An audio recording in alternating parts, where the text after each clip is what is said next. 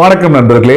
இதுவரைக்கும் இந்த state of ஹார்மூஸ்ல குறிப்பா ஈரானுக்கும் அமெரிக்காவுக்கும் நடக்கிற இந்த கான்ஃபிளிக்ட்ல பலவிதமான செய்திகள் பார்த்திருப்போம். ஆனா இப்ப நம்ம பேசிக்கிட்டு இருக்க நேரத்துல அது மட்டும் இல்லாம கொஞ்சம் ஒரு சில மணி நேரத்துக்கு முன்னாடி வரைக்கும் ஒரு உச்சக்கட்ட பதட்டங்கள் ஏற்பட தொடங்கி இருக்கு. இதுக்கான முக்கியமான காரணம் என்னன்னா, அமெரிக்கா இந்த பேச்சுவார்த்தைகள் எடுப்பட போறது இல்லைன்னு பிளான் பி ஆக்டிவேட் பண்ணிட்டாங்க அப்படின்ற செய்திகள் வந்துகிட்டு இருக்கு.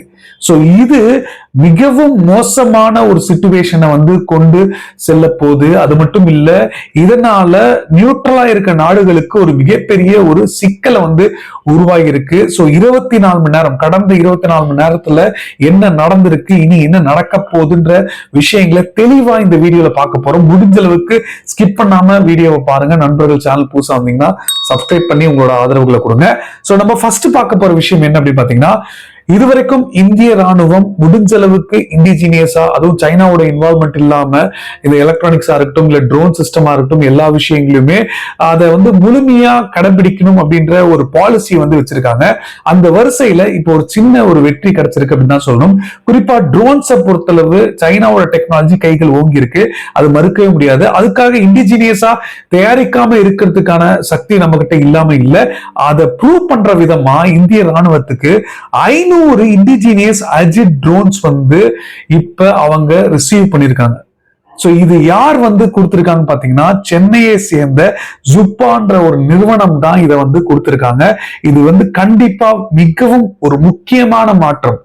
அதுவும் அதாவது சுயசார்பு, இந்திய உள்நாட்டுல தயாரிக்கிற பொருட்களை தான் இந்த ராணுவத்துல இணைக்கணும்ன்ற கொள்கைகள் இதுக்கான ஒரு வெற்றி அப்படிதான் சொல்லணும். ஏன்னா இது முழுக்க முழுக்க பேட்டில் ஃபீல்ட் ஆபரேஷனுக்கு நேரடியா பயன்படுத்தலாம் அப்படின்ற விஷயங்களை தெரிவிச்சிருக்காங்க. சோ இதுல 100% இண்டிஜினியஸான பொருட்கள் தான் பயன்படுத்தப்பட்டிருக்கு அப்படின்னு இந்த நிறுவனம் தெரிவிக்கிறாங்க. அதுலயும் இது எப்படி மாடர்ன் வார்ஃபேருக்கு பயன்பட போகுது அப்படின்னு பாத்தீங்கன்னா, இதுல குறிப்பா இந்த ட்ரோன்ஸுக்கு சைபர் செக்யூர் டிசைன் கொடுத்திருக்காங்க சொல்லப்படுது. இதை எந்த ஒரு நாடாலையும் இல்ல எந்த இன்னொரு எதிரிகளால இதை ஹேக் பண்ணணும்னு நினைச்சா கூட இதை ஹேக் பண்ண முடியாது. அந்த அளவுக்கு ஒரு புதுவிதமான தொழில்நுட்பங்களை பயன்படுத்தி இருக்காங்க. சோ எலக்ட்ரானிக் வார்ஃபேர் த்ரெட்டை இது ஈஸியா டேக்கிள் பண்ணும் அப்படின்ற விஷயங்களை தெரிவிச்சிருக்காங்க. அதே மாதிரி மல்டி மிஷன் கேப்பபிலிட்டி இதுக்கு அதிகமா இருக்கு அப்படின்னு சொல்லிருக்காங்க. ஏன்னா இது டெவலப் பண்ணும் போதே, மேனுஃபேக்சர் பண்ணும் போதே இது குறிப்பிட்ட ஆபரேஷனுக்குன்னு இல்லாம எல்லா விதமான ஆபரேஷன், லார்ஜ் ஸ்கேலா இருக்கட்டும் இல்ல சர்வைலன்ஸுக்கு மட்டுமே இருக்கட்டும், சோ இது எல்லாத்துக்குமே பயன்படுற மாதிரி இந்த ட்ரோன்ஸை தயாரிச்சிருக்காங்கன்னு சொல்லப்படுது. அது மட்டும் இல்ல, இதுல இருக்க நேவிகேஷன், அட்வான்ஸ் நேவிகேஷன் இதை செட்டப் பண்ணிருக்காங்க. அதுவும் கூட நேவிகேஷன் கூட ஏதாவது ஹேக் பண்ணி அதை மாத்தி விடுற மாதிரியான விஷயங்கள் பண்ண முடியும் ட்ரோன்ஸ்ல. ஆனா அது கூட பண்ண முடியாத மாதிரி இண்டிஜினியஸான நேவ்காட்டி அப்படின்ற ஒரு ஆப் தான் இதுல பயன்படுத்திருக்காங்க சொல்லப்படுது. இந்த ஆட்டோ பைலட் டெக்னாலஜி மூலமா, இந்த தொழில்நுட்பங்கள் மூலமா இது ஜிபிஎஸ் டினைடு என்விரான்மெண்ட்ல கூட, ஜிபிஎஸ்ஸே இல்லாத இடத்துல கூட இது ஈஸியா அதோட ஆபரேஷனை சக்சஸ்ஃபுல்லா முடிச்சுட்டு வரும் சொல்றாங்க. ஒவ்வொரு ட்ரோன்ஸுக்கும் அதே மாதிரியான ஒரு சக்தி இருக்குன்னு சொல்றாங்க. 500 ட்ரோன்ஸ் இப்ப ஃபர்ஸ்ட் ஆர்டரா வந்திருக்கு. சோ இது கண்டிப்பா டிஃபென்ஸ் இண்டஸ்ட்ரிக்கும் ஒரு பெரிய பூஸ்ட் கிடைக்கும். சோ இந்த மாதிரியான தேவைகள் உள்நாட்டிலேயே பூர்த்தி பண்ண முடியும் அப்படின்னா நிறைய நிறுவனங்கள் இதுக்குள்ள வர ஆரம்பிப்பாங்க, முதலீட்டாளர்கள் வர ஆரம்பிப்பாங்க. சோ இது கொஞ்சம் இன்னும் ஒரு காம்படிஷன் கிரியேட் பண்ணி இந்திய ராணுவத்துக்கு இன்னும் கூடுதலான ஆப்ஷன் கிடைக்கும் அப்படின்றதா நமக்கு தெரியுது. ஆப்ஷன்ஸை விட கடைசி நேரத்துல ஏதாவது ஒரு பிரச்சனைகள் ஏற்பட்டதுன்னா உடனடியா எவ்வளவு சீக்கிரமா நம்ம டிப்ளாய் பண்ண வைக்க முடியுமோ அந்த ஸ்பீடு தான் எந்த போருக்குமே ஒரு முக்கியத்துவம் வாய்ந்ததா அமையும். சோ அதை இவங்க பூர்த்தி பண்ணாலே போதும். ஏன்னா இந்த ஸ்வான் ஆபரேஷன் சொல்லுவாங்க பாத்தீங்களா, ஒரே நேரத்துல ஒட்டு மொத்தமா எல்லா ட்ரோன்ஸையும் அப்படியே இறக்குறது, அப்படியே தாக்குதல் நடத்துறது. சோ இதுதான் இப்ப ட்ரெண்டா இருக்கு. சோ இதுக்கு அதிகமான குவான்டிட்டி ட்ரோன்ஸ் தேவைப்படும். அதுக்கும் இது உதவும் அப்படின்றதா நமக்கு தெரியுது. இதை நான் முதல்ல சொல்லணும்னு நினைச்சேன். சோ இதை தொடர்ந்து இப்ப நம்ம முக்கியமா பார்க்க போற விஷயம் இதுதான். அதாவது இந்தியாவுக்கு ஒரு பெரும் சிக்கல் இருக்கு. அமெரிக்கா ஈரான் கான்ஃபிளிக்ட்ல ஏதோ ஆயில் பிரைஸ் இன்க்ரீஸ் ஆக போகுது, இல்ல மற்ற விஷயங்கள் டிமாண்ட் ஆக போகுது அப்படின்ற விஷயங்கள் பார்த்துட்டு இருந்தோம். அதை தாண்டி இன்னும் அதிகமான ஒரு சில பிரச்சனைகள், சிக்கல்கள் இந்தியாவுக்கு இருக்கும். எனக்கு தெரிஞ்சு இதுவரைக்கும் பெட்ரோல் விலைகள் ஏத்தாம சமாளிச்சுட்டு இருக்காங்க அப்படின்னு பார்த்துக்கிட்டு இருந்தோம். ஆனால் இப்ப பெட்ரோல் விலையும் ஏறத்துக்கான வாய்ப்புகள் இருக்குமோ அப்படின்ற ஒரு எண்ணங்கள் இப்ப இந்த செய்தியை நீங்க கேட்டீங்கன்னா உங்களுக்கே தெரியும். அதாவது யுஎஸ் வந்து ஈரானுக்கு எதிராக ஒரு முக்கியமான நடவடிக்கைகள் எடுக்க போறாங்க. ஈரானை சார்ந்த மற்ற நாடுகள் இருக்க போர்ட்டா இருந்தா கூட அந்த போர்ட்டை ஒட்டுமொத்தமா பிளாக் பண்ண போறாங்க சொல்லப்படுது. சோ ஈரானுக்கு ஒரு கப்பல்களோ வரவும் முடியாது போகவும் முடியாத மாதிரியான ஃபுல் பிளாக்கேஜ் வந்து பண்ணிட்டு இருக்காங்க அமெரிக்கா. இந்த பிளாக்கேஜ்னால நடுவுல முக்கியமா இந்தியா சிக்கி இருக்காங்க. இந்தியாவோட 15 கப்பல்கள் வந்து இப்ப மினிஸ்ட்ரி தரப்புல தெரிவிச்சிருக்காங்க. மினிஸ்ட்ரி ஆஃப் போர்ட் வந்து என்ன சொல்றாங்கன்னா 15 கப்பல்கள் இந்த பிரச்சனைனால மட்டுமே அமெரிக்கா முழுமையா இறங்கிட்டாங்க. அவங்களோட யுஎஸ் கடற்படை வந்து ஒட்டுமொத்தமா இறங்கி எல்லா இடத்துலயுமே வந்து பிளாக் பண்ண ஆரம்பிச்சிட்டாங்க. சோ இந்த சோக் பண்றதுனால என்ன நடக்கும் அப்படின்னா ஈரானோட பொருளாதாரமும் நசுக்கப்படும், அதே மாதிரி அவங்களுக்கு இன்னும் பிரஷர் கொடுக்கப்படும் அப்படின்ற ஒரு காரணங்கள்னால இத இதுவரைக்கும் ஆக்டிவேட் பண்ணாம இருந்தாங்க. அடுத்த கட்டத்துக்கு நீங்க அமெரிக்கா போயிருக்காங்க. சோ இந்த ஒரு விஷயங்கள்னால கண்டிப்பா எனர்ஜி இம்பாக்ட் வந்து இந்தியாவுக்கு இருக்க போது. குறிப்பா ஆயில்ல இருக்கோ இல்லையோ எல்பிஜி எல்என்ஜி வந்து அதிகமான ஒரு பிரச்சனைகளை உருவாக்கலாம் அப்படின்னு தெரிவிக்கிறாங்க.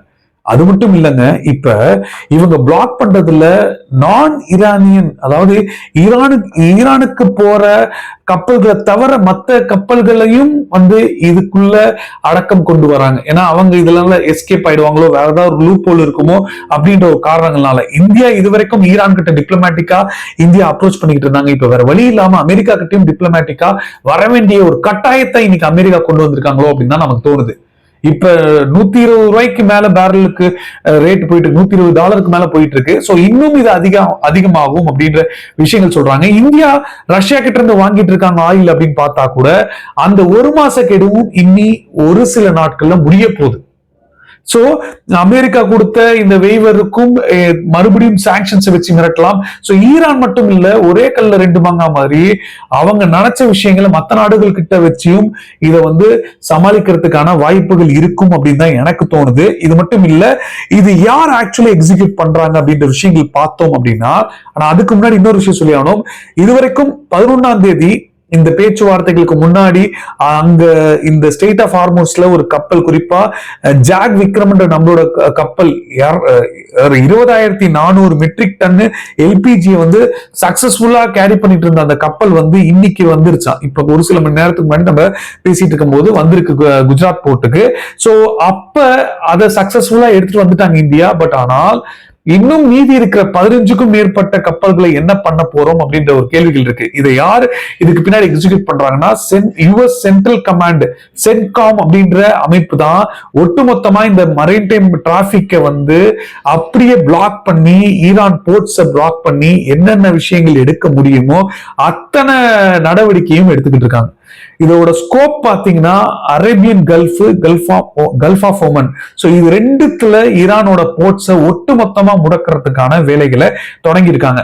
எக்ஸெப்ஷன்ஸ் பார்த்தோம் அப்படின்னா ஃப்ரீடம் ஆஃப் நேவிகேஷன் பேர்ல நான் ஈரானியன் போர்ட்ஸ்ல இருக்கிற யுஏஇ, குவைத், ஈராக் இந்த மாதிரியான இருக்கிறது எல்லாமே வந்து டிரான்ஸ்லேட் பண்றதுக்கு விட்டுருவாங்கன்னு சொல்லப்படுது. பட் இந்தியாவை பொறுத்தளவு இன்னும் தெளிவான ஒரு பிக்சர் இதை பத்தின ஒரு விஷயங்கள் நமக்கு வரல.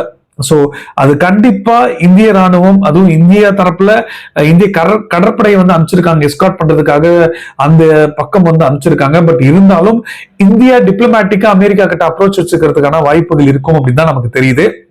ஏன்னா ஈரானை பொறுத்தளவு இப்ப ஈரானோட அம்பாசிடர் வந்து என்ன சொல்லிருக்காரு அப்படி பாத்தீங்கன்னா, இந்தியாவோட கப்பல்களுக்கு எந்த பிரச்சனையும் கிடையாது, நாங்க ஈரானை ஏற்கனவே சொல்லிட்டோம். இப்ப இந்த பிரச்சனைகளை கூட இந்தியா மத்தியசம் பண்ணா இது வந்து ஒரு இன்னும் பெட்டரான ஆப்பர்ச்சுனிட்டியா இருக்கும் அப்படி இப்படின்ற விஷயங்களை வந்து தெரிவிச்சிட்டு இருந்தாங்க. பட் இந்தியாவோட டிப்ளமேட்டிக் அப்ரோச் எப்படி இருக்கும் அப்படின்னு பாத்தீங்கன்னா, ஆபரேஷன் ஊர்ஜா அப்படின்ற ஒரு ஆபரேஷனை தொடங்கியிருக்காங்க. இதன் மூலமா இந்திய நேவி வந்து 6 போர்க்கப்பல்களை வந்து தயார் நிலையில வச்சிருக்காங்க. டெஸ்ட்ராயர்ஸ், ஃப்ரிகேட்ஸ் எல்லாத்தையும் வச்சு தயார் நிலையில வச்சிருக்காங்க. இதுக்கான காரணம் என்னன்னா, எஸ்கார்ட் பண்றதுக்கு இந்தியாவுக்கு சார்ந்த கார்கோ கப்பல்கள் ஹார்முஸ்ல இருந்து எடுத்துட்டு வரதுக்கு எஸ்கார்ட் பண்றதுக்காக இந்தியா இந்த வேலைகளை பண்றாங்கன்னு சொல்லப்படுது. இது மட்டும் இல்ல, பைலேட்டரல் அஷூரன்ஸ் வந்து ஈரான் தரப்புல இருந்து வந்திருக்கு.